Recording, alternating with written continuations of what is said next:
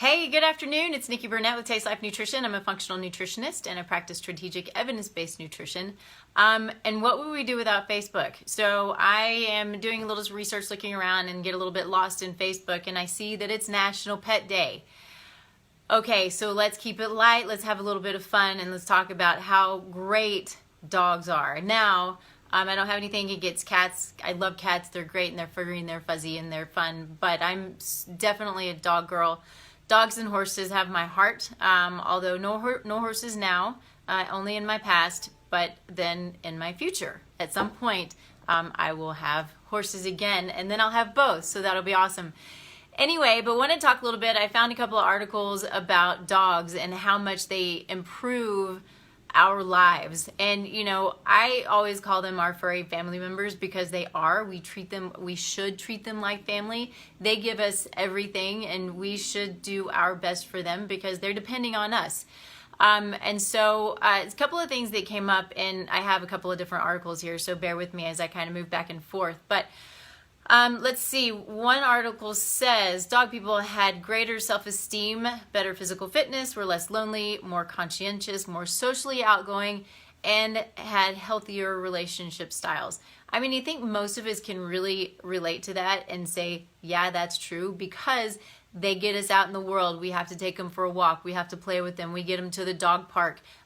We take care of them like they're a family. We have to take care of them when they're sick, and all of the things. And so what is it about a dog? I would know yesterday we were walking our dogs. We have two. One is ours, one's a foster.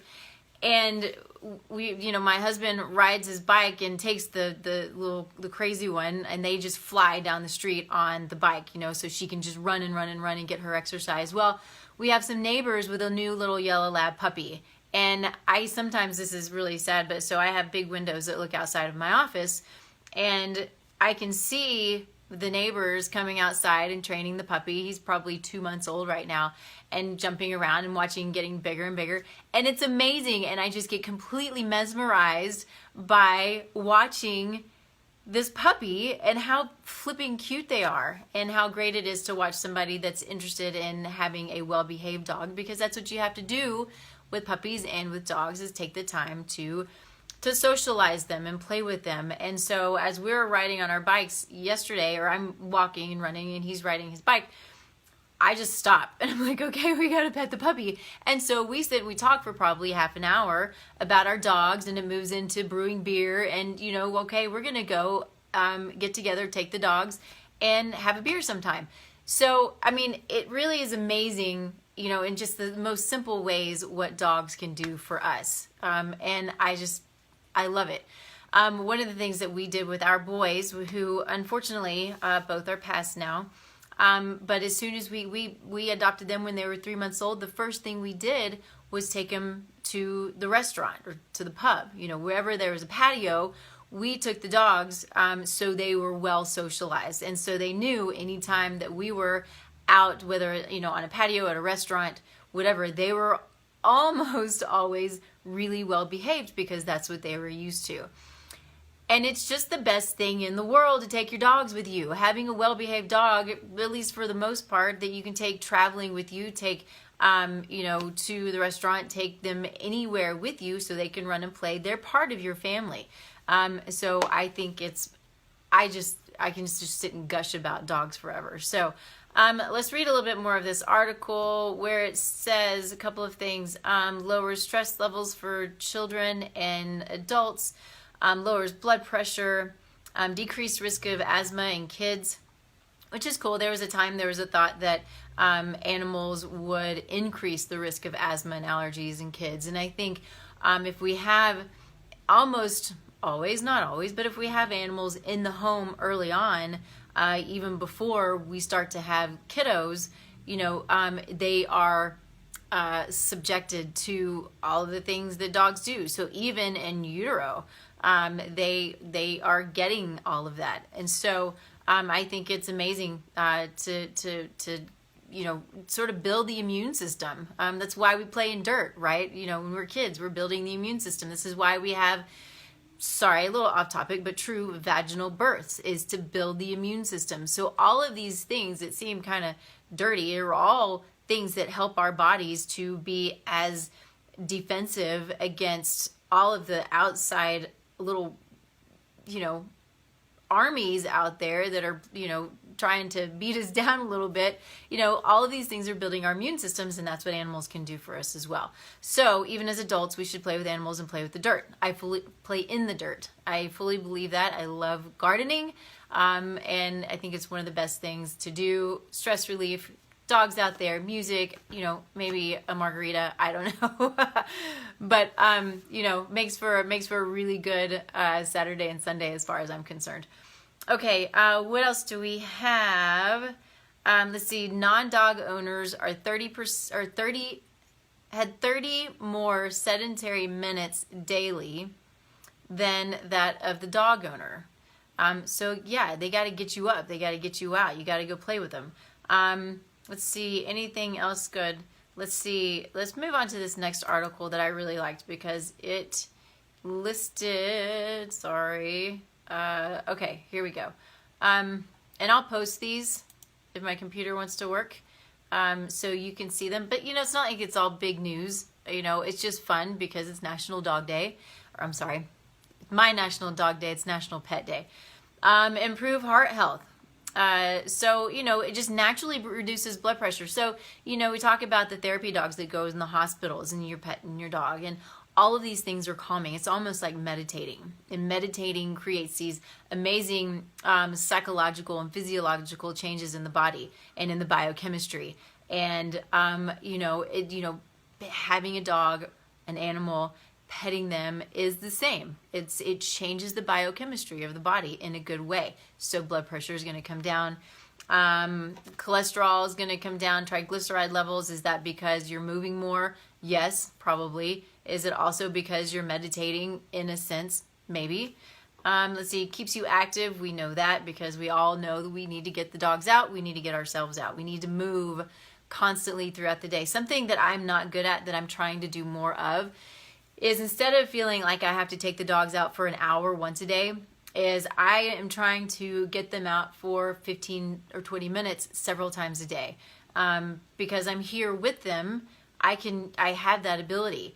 And how cool is this that, and I'm jumping ahead a little bit, but there are places, like you go to Seattle, especially all of the Amazon campuses they have around, you take your dog to work. Okay, I'm going to bring that to Colorado. We have crazy laws here that just make me nuts. Texas, where I'm originally from, has much more dog-friendly laws than Colorado does. And it's one of the things that I can't stand. But one day, depending on, how my job and my life goes, I would love to figure out a way to bring something like that, a building where we can have our dogs there with us, and a little dog park and the whole thing. I think it would be super cool. So, let's see, improve your social life. We talked about that. It's so true. Dogs bring us together. We laugh, we play, we have a good time, and we relate to each other because of our animals. Reduce stress, same, again, goes back to the meditation, but it says here, can lower anxiety, blood pressure, and increase levels of serotonin, which is our happy neurotransmitter, and dopamine, two neurochemicals that play big roles in calm and well-being. So I think if you have a dog, unless sometimes it's a puppy, it might get you a little riled up because you're trying to train them. But let's see, add meaning and purpose. Oh my gosh, I have found so much with my dogs, through all of the good and the bad. They give you so much, and you just get back what you can, especially when they're sick. Okay, so they prevent loneliness and isolation. Of course they do. You can always look forward to coming home and hanging out with your dogs. Stave off depression. Let's see, HIV positive men suffer less from depression than those without pets. Would make sense to me. It's pretty cool. Prevent grandkids' allergies. We talked about that. Reduce doctor visits because they just make us healthier and happier. And battle disease and injury. Okay.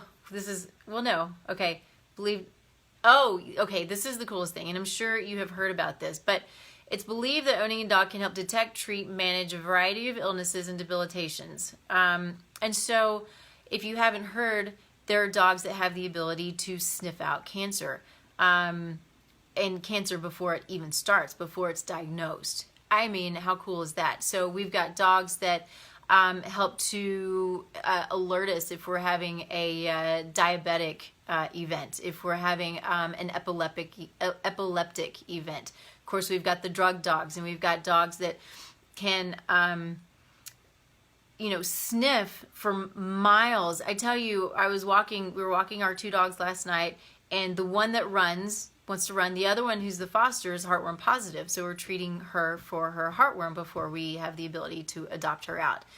But that little girl's got a nose. She's so funny because when Sage and Lowry got way ahead where we couldn't even see her, they went one way. I didn't know which way it was, and we obviously went the other, because when we couldn't see them and we went the other direction, she fought me to go the direction, whatever that direction was that they went. She could smell them. It amazes me. She knew exactly where they were.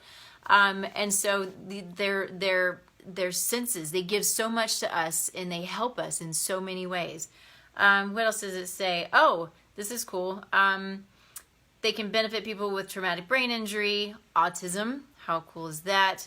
Rheumatoid arthritis, and increasing mobility and promoting independence. Alzheimer's patients are soothed by dogs whose companionship also seem to mitigate emotional flare-ups and aggression. Awesome stuff. And so Alzheimer's is one that I think we should talk about at some point, and cognitive decline. I think that's a really good topic, but it's a deep one. And so that's one I'll need to really prepare for, but it's a good one to talk about. But the fact that dogs can help, I think, is super cool. Let's see. Let's go to one more, and then probably we'll let you go. What was this one about? Anyway. Oh, this was about in the workplace, having dogs in the workplace. So we already hit that, but I think it's the best thing in the world. When you have a good, well-behaved dog, have them with you at any point that you can. If they're not as well-behaved as you want them to be, invest in a little bit of training. Learn how to do some training yourself. Every dog that I've had, I've learned so many new things, because they're all different. And they have their own sweet little personalities, and sometimes their own crazy little personalities. If you know me at all, you know that I am a huge advocate for feeding our dogs, feeding our animals, cats, horses, whatever they are supposed to eat naturally.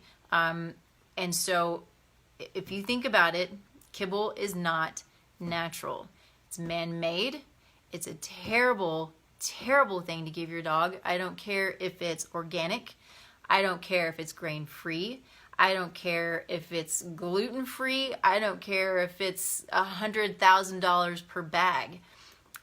It's carcinogenic, and it is damaging, and it's not giving your dogs, they put these added nutrients in it that are synthetic, and they create more problems than good. Food is food. It's not people food.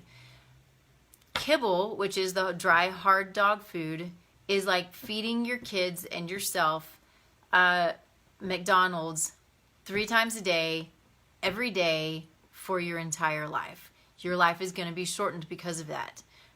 Whether it's cancer, whether it's fatty liver, whether it's diabetes, whatever, sadly, the diseases that we're all suffering from as humans, our dogs are too. Why? It's because we're feeding them fast food every day. It's convenient. You put a little food in a bowl and it's done. But we don't do that I guess maybe some of us do. Some of us do the drive-through because it's quick and easy. And sometimes, my quick and easy is usually Chipotle. I think that's about as good as it gets. But, for my dogs, my quick and easy is a raw, freeze-dried dog food. But usually when I'm cooking for myself, I'm also cooking for the dogs and giving them real food and real variety, changing up the food, and whatever, a lot of it's whatever's in my fridge is what I give the dogs. Now I also know what they should and should not eat.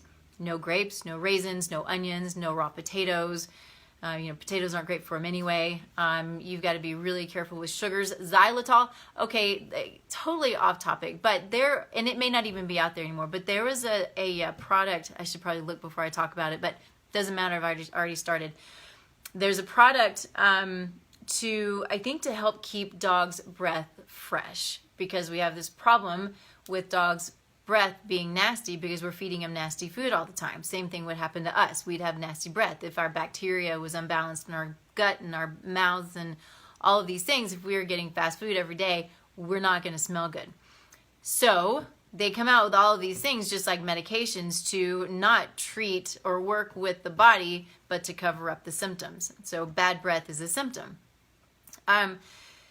Point is, it was a product with xylitol in it, because xylitol is supposed to be good for dental health.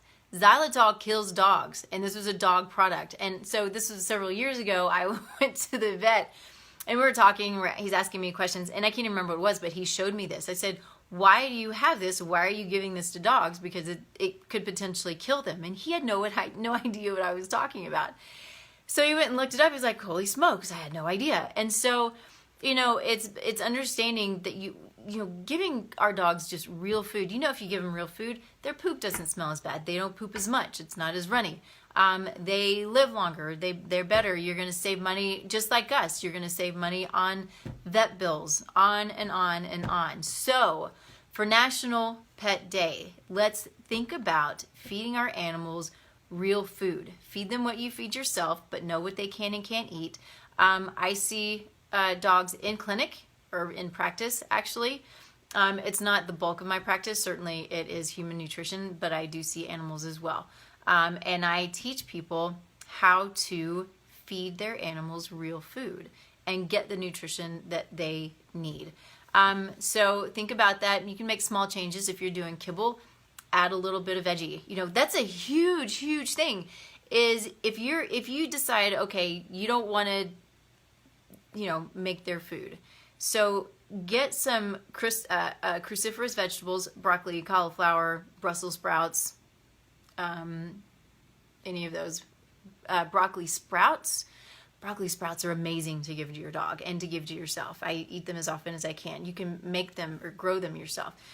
Anyway, but put them in a food processor.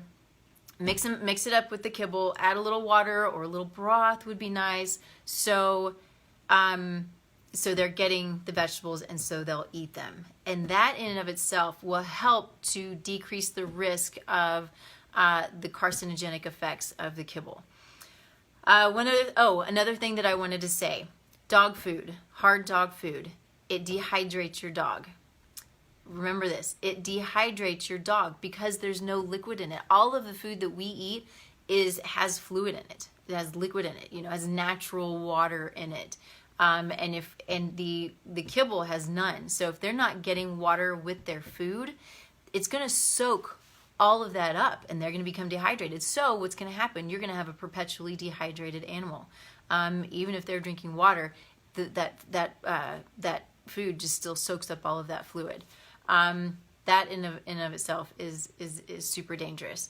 One of the things that I've said before that I'll say again is, and I should mention it again, is that there are in kibble, there are at least one, if not two, carcinogens in them because of the high heat processing and the processing that the food goes through. There are no good nutrients left in it. There may be some minerals left because minerals don't go away. All of the vitamins are dead and useless, so that's why they have to add in more nutrients, fake nutrients, and it's damaging. It's not good. It's not doing your dog any good. It's good marketing is what it is, because if we decide we want to look at the ingredients in your dog food, which a lot of us are starting to do more and more and more, we look at the ingredients, we say, oh, cool, it's got B12, it's got folic acid, it's got, iron, whatever in it. These are not good nutrients. And so there's been one time in probably the hundreds of dog food bags that I've looked at, was there a natural form of B12. One time. Annoying as it is. And if it's not natural, then it's not healthy. So, I think that I'll leave that alone. Happy National Pets Day, super fun. I posted a pic or a couple of pics of my kiddos on my Facebook page. I have my current kiddos, again, one who is the foster and one who is Daisy. She's super sweet. All my dogs, as of my adult life, have been, they're called Carolina dogs, the best dogs in the world. And so the little one, Daisy, is our foster, and she's super sweet and super cute and talks so much. She cracks me up. I also posted my little hearts. It's pretty recent. So Chili and Orbis, my little dudes. And I know that everybody can relate when they lose their little family. You would think I would get over it. Anyway, so happy days. Happy National Pet Day. Go give any pet that you have, give them love, give them real food, and take them with you anywhere and everywhere that you can, because they deserve it and so do you. Bye. Have a good day.